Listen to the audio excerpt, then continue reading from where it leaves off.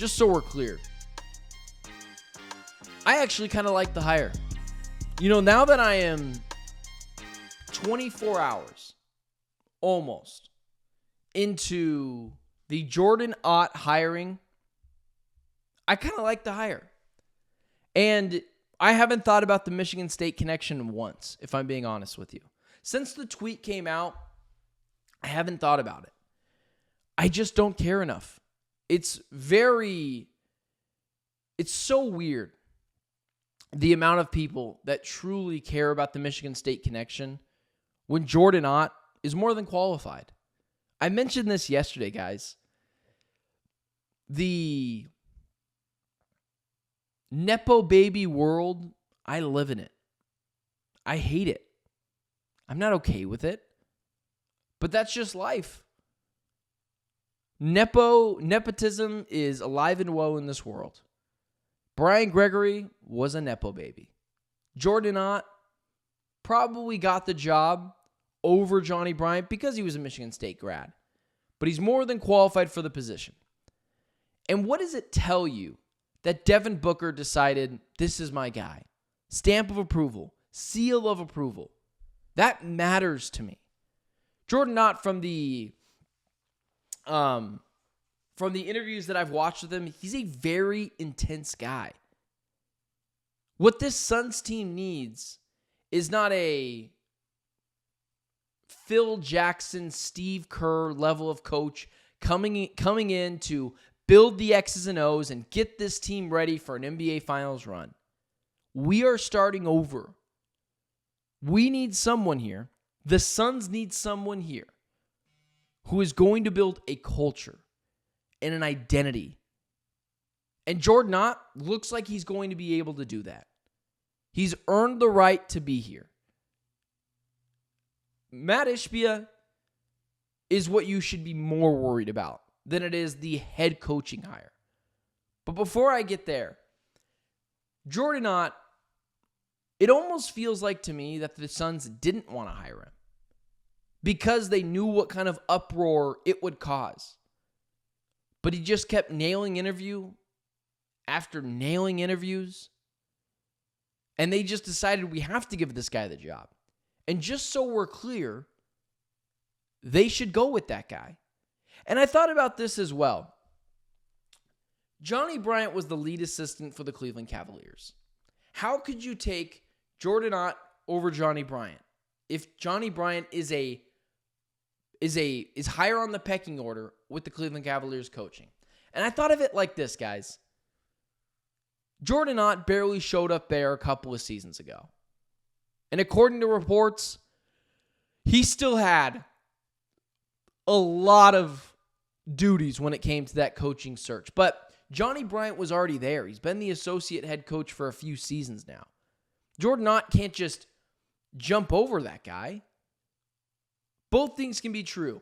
Both guys were qualified for the job. Both guys could be the number one over with the Cleveland Cavaliers head coaching pecking order. And one guy was just a better interviewer than Johnny Bryant. I was rooting for Bryant. I still would rather Bryant to be the head coach. But I think what we need to stop doing as Suns fans on social media is acting like you were in the interview rooms. Was acting like you know better. What if Johnny Bryant said, I want to trade Devin Booker? You don't know that. What if he did? What if Chris Quinn said, I'd probably start a point guard at center? Yeah, like these things aren't very likely that they did this. But overall, we don't know, and we'll never know. Jordan Ott might have looked like Albert Einstein compared to some of these other guys. So we need to stop acting like we know of these coaches. And we need to stop acting like we've been grinding the tape on them. That's what drives me crazy. People who cosplay as insiders and just lie. On social media, oftentimes it'll be, I've been grinding tape on the NFL draft on this guy. No, you haven't. You've been watching YouTube highlights. You don't actually know who the guy from Kentucky is. But people like to feel like insiders. Oh, Chris Quinn will be awesome. Why? Because he worked with the Miami Heat? Oh, Heat culture, right? Well, the Suns did that with James Jones. What happened here?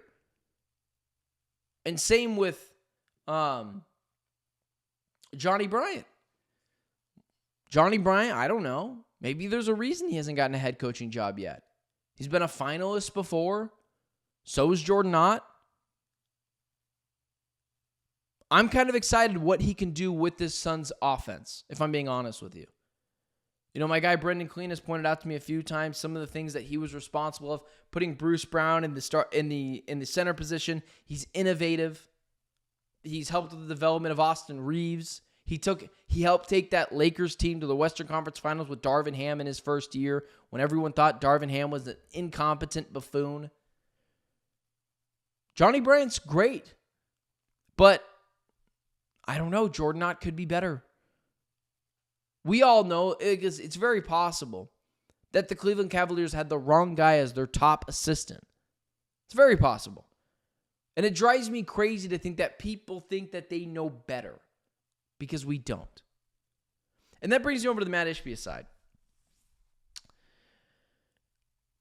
Ishbia is just, there's no other way to put it. This sounds harsh. He's not lying about big things, but Matt Ishbia, he's a liar.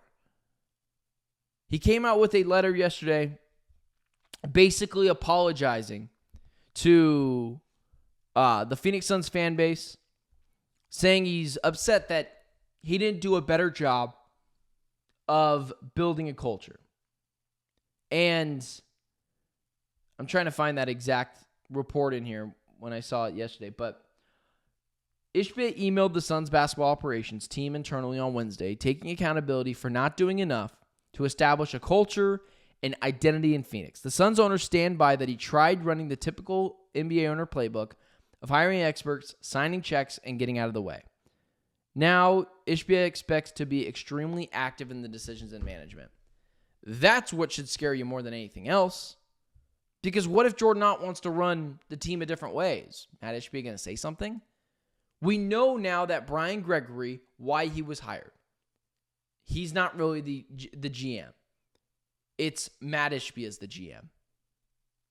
He wants a bunch of yes men around him because he thinks he can run a team better. This is what should worry you. Having a meddling owner almost never works in any sports scheme. And coming out and just being flat out honest that he's going to be extremely active in day-to-day operations. We know he was active in the Bradley Beal market trying to bring him into Phoenix, so he's lying there. Kevin Durant, the trade, he pushed that over. He's lying there. As well as he said in the press conference the other day, a couple weeks ago, I'm not in there watching film. I'm not being extremely active with these things. Well, it turns out you were. So yesterday shouldn't be about Jordan Ott and his head coaching prowess and if he should be the guy. Yesterday's story needs to be, oh my God, Matt Ishbia is doubling and tripling down on being a meddling owner. And I don't know if you can recover from that. I enjoy that Ishbia is willing to spend money. And he's done a lot of good things to improve the fan experience here. He's made games free. He's made concessions cheaper.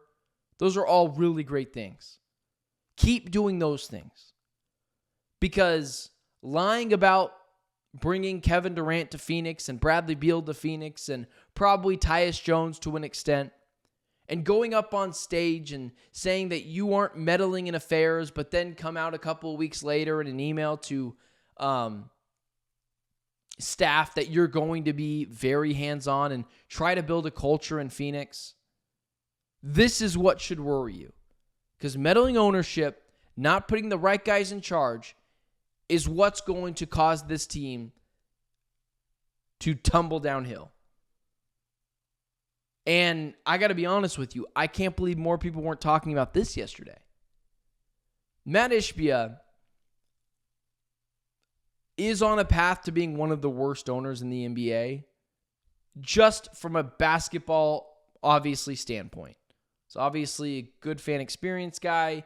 He's obviously not like some of the awful people that have been managers before, just from an X's and O's basketball on-court product.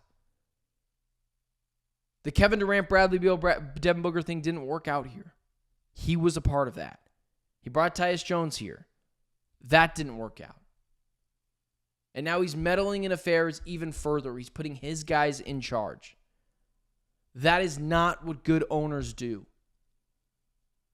And we're going to see how it works out. And honestly, guys, it might take us down a path for a couple of seasons of misery until Ishbia figures out he's not good enough to be the president of basketball operations.